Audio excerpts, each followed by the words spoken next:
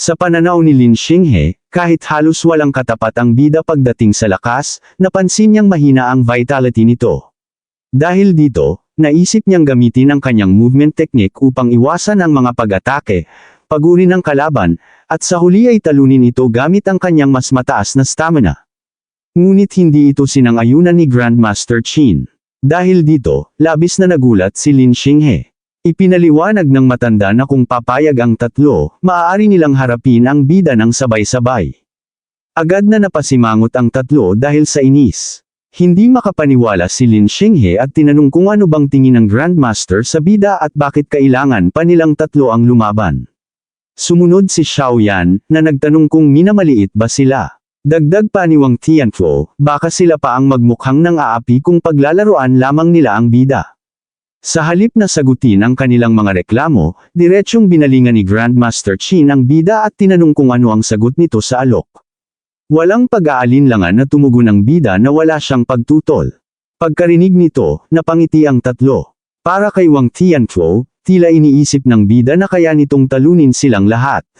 Sa isip naman ni Lin Xinghe, labis ang kumpiyansa ng kalaban, dahil para sa kanya, kaya niya itong pabagsakin ng mag-isa kaya hindi na kailangan ang tulong ng iba. Hindi nagtagal, humarap na ang tatlo sa bida at inihayag ni Grandmaster Qin na maaari nang magsimula ang laban. Agad na kumilos ang tatlo at sabay-sabay na sumugod, kung saan si Lin Xinghe ang nanguna. Habang may ngiti sa labi, binalak niyang gamitin ang Cloud Hiding Gale Feast at saka umatras. Kapag naagaw ang pansin ng bida, muli siyang aatake mula sa tagiliran. Kumpiyansa siya na sa bilis ng kanyang Flying Swan Starling Cloud Step, hindi makakayang makasabay ng bida. Habang papalapit sila, biglang sumigaw si Xiao Yan ng babala na may paparating na panganib. Kasunod nito, sumigaw rin si Wang Tianfuo kay Lin Xinghe na umiwas agad. Nagulat si Lin Xinghe at hindi niya napansin na nasa likuran na pala niya ang bida, naghahanda ng isang napakalakas na suntok. Malapit nang tumama ang kamao sa kanyang mukha habang tila nagpapalam ang kalaban. Ngunit sa mismong sandali ng pagtama, biglang huminto ang suntok ng bida sa harap ng mukha ni Lin Xinghe. Dahil dito, mabilis siyang nakaiwas at tumalon pa atras. Paglapag niya sa tabi ni Xiao Yan at Wang Tianfuo, agad siyang nagpasalamat kay Xiao Yan. Doon niya lubos na napagtanto na hindi pangkaraniwan ang bilis ng bida, kaya nagbigay siya ng babala sa dalawa na maging maingat. Sa kabilang panig, napansin ng bida na ang kanyang pag-atake ay napigilan sa pamamagitan ng spiritual telekinesis ni Xiao Yan. Ngayon lamang niya naranasan ang makontrol ng iba, at hindi siya sanay sa ganoong sitwasyon. Tinitigan niya si Xiao Yan at napagdesisyonang ito ang kanyang unahin. Sa isang iglap, kumilos siya at mabilis na sumugod. Nang makita ito ni Xiao Yan, agad niyang nakilala ang galaw na ginamit, ang Flying Swan Starling Cloud Step. Nabahala si Wang Tianfuo, samantalang si Lin Xinghe ay hindi makapaniwala kung paano nagamit ng bida ang teknik na iyon.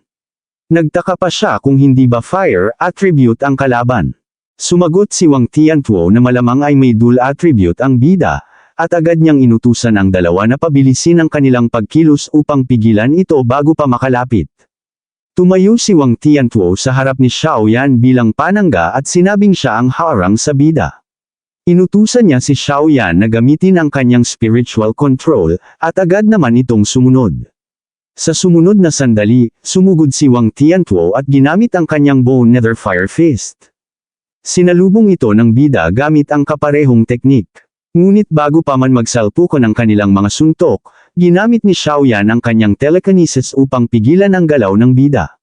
Sa sandaling iyon, napagtanto ng bida na mas malaking banta ang spiritual control kaysa sa inaakala niya, dahil tuluyan siyang hindi makagalaw.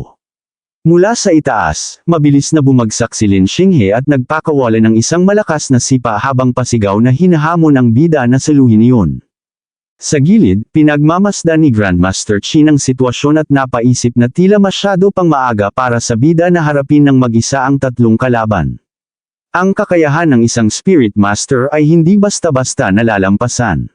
Kapag nabihag ka ng spiritual power, kailangan mo itong sirain gamit ang lakas ng katawan o tapatan gamit ang sarili mong spiritual energy, kung hindi, halos wala kang paraan para makawala.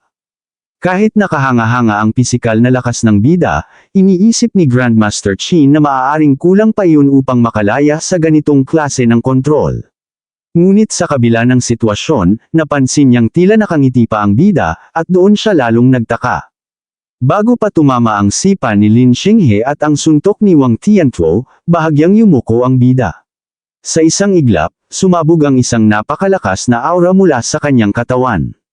Dahil dito, napadugo ang bibig ni Xiaoyan at napasuka siya ng dugo. Agad na naunawaan ni Xiaoyan na ginamit ng bida ang purong pisikal na lakas upang durugan ang kanyang spiritual control. Sa sumunod na sandali, sinalubong ng bida ang dalawang pag-atake. Nahawakan niya ang kamao ni Wang Tiantuo at ang paa ni Lin Xinghe, dahilan upang mabigla ang lahat ng nanunood. Hindi sila makapaniwala na nagawa niyang pigilan ang dalawang malalakas na atake gamit lamang ang lakas ng katawan, at higit pa roon, nabasag pa niya ang spiritual telekinesis ni Xiaoyan. Para sa kanila, lampas na ito sa normal.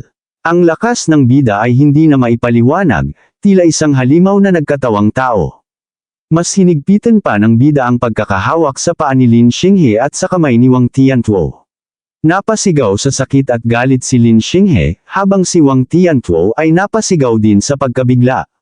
Sa isang iglap, parang walang bigat na iwinasiwas ng bida ang dalawa sa ere. Sa isang malamig na titig, malakas niyang inihampas ang kanilang mga katawan sa lupa. Nabiyak ang semento sa tindi ng tama. Halos bumaon ang mukha ni Wang Tiantuo sa sahig, at si Lin Xinghe naman ay muling napasukan ng dugo. Nangamba ang mga manunood sa kanilang nasaksihan. Paulit-ulit na ibinabagsak ng bida ang dalawa sa sahig na para bang wala itong kahirap-hirap, na tila magagaan lamang ang mga ito sa kanyang mga kamay.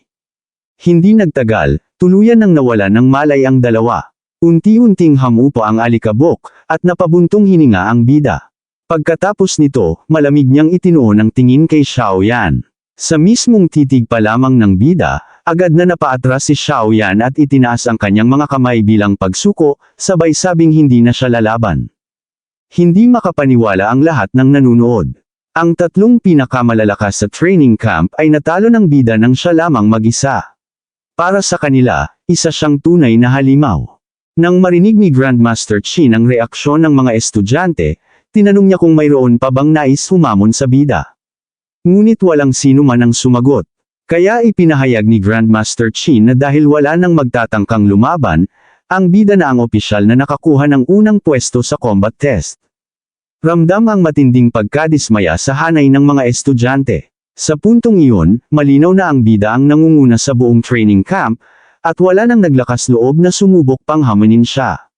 Matapos nilang masaksihan ang laban, batid nilang magiging walang saysay lamang ang sumalungat pa sa kanya. Para sa kanila, tanging isang hanggal na lamang ang magtatangkang lumaban sa bida. Muling nagsalita si Grandmaster Qin at opisyal na kinumpirma na ang bida ang nakakuha ng unang pwesto. Idinagdag pa niya na ang mga nasa ikalawa hanggang ikasampung ranggo ay mayroon ding kani-kanyang gantimpala. Inatasan niya ang mga estudyante na ipagpatuloy ang kompetisyon, at iniwan kay Lindsay ang pamamahala sa mga natitirang laban. Pagkatapos nito, hinarap niyang muli ang bida at tinawag itong kinikilalang number 1. Inanyayahan niya itong sumama upang kunin ang gantimpala at pumili ng isang A-rank martial art. Napangiti ang bida sa narinig, at sa kanyang isipan ay naisip niyang makakadagdag na naman siya ng isang mataas na antas na teknik. Makalipas ang ilang sandali, habang naglalakad sila patungo sa martial arts pavilion, kinausap siya ni Grandmaster Qin. Sinabi nitong mula pa noong dumating ang bida sa training camp ay matagal na niya itong inoobserbahan. Karamihan sa mga estudyante ay sabik na ipakita ang kanilang kakayahan, ngunit ang bida ay tila sinasadyang itago ang kanyang tunay na lakas. Tinanong niya kung bakit. Maayos na sumagot ang bida na wala siyang kapangyarihan o impluensya. Kung agad siyang magpapakitang gilas, madali siyang magiging pantirya ng iba. Natuwa si Grandmaster Qin sa kanyang sagot at sinabi na gusto niya ang mga taong marunong mag-isip. Ipinaliwanag niya na ang combat tournament ay sinadya niyang iayos para sa bida. Layunin itong tulungan siyang makakuha ng mas maraming resources. Sa mundong ito, ang malalakas ay lalo pang lumalakas, at ang mga yaman ay napupunta sa mga henyo.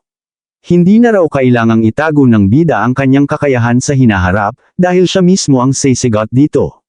Gusto niyang makita kung sino ang mga ngahas na manggulo sa kanya. Buong galang na nagpasalamat ang bida sa kanyang sinabi. Ilang sandali pa, nakarating na sila sa Martial Arts Pavilion. Nagulat ang bantay nang makita si Grandmaster Chin. Hindi na nag-aksaya ng oras ang Grandmaster at agad niyang inutusan ang receptionist na ilabas ang listahan ng mga martial arts. Habang sinusuri ng bida ang listahan, sinabi ni Grandmaster Chin na pag-aralan niya itong mabuti at pumili ng maayos. Maaari rin siyang magtanong kung may hindi siya naiintindihan. Dahil dito, nagtanong ang bida kung anong uri ng martial art ang mas angkop sa kanyang kasalukuyang kalagayan. Hindi agad sumagot si Grandmaster Chin. Sa halip, tinanong niya kung ano-ano na ang mga teknik na alam ng bida. Isa-isa itong binanggit ng bida, kabilang ang Bone Nether Fire Fist, Flying Swan Starlang Cloud Step, Cloud Hiding Gale Fist, Void Breaking Finger, at ilan pang mas mababang antas na teknik. Nagulat si Grandmaster Chin sa kanyang narinig. Sinabi niya na ang Flying Swan Starlang Cloud Step at Cloud Hiding Gale Fist ay wala sa Martial Arts Pavilion. Dahil dito, tinanong niya kung huwag niyang sabihing natutunan lamang ng bida ang mga iyon matapos mapanood si Lin Xinghe ng isang beses. Ngumiti ang bida at tahimik na tumanggaw bilang pag-amin. Sa sandaling iyon, hindi na naitago ni Grandmaster Chin ang kanyang pagkabigla. Sa kanyang isipan, lalo niyang napatunayan na ang kabataang nasa harap niya ay hindi pangkaraniwan, kundi isang tunay na halimaw. Ito na po nagtatapos ang ating kabanata, abangan ang mga susunod pa nating upload. Huwag din kakalimutang mag-like, share, subscribe at i-click ang notification bell, para lagi kayong updated sa mga susunod pa nating mga video.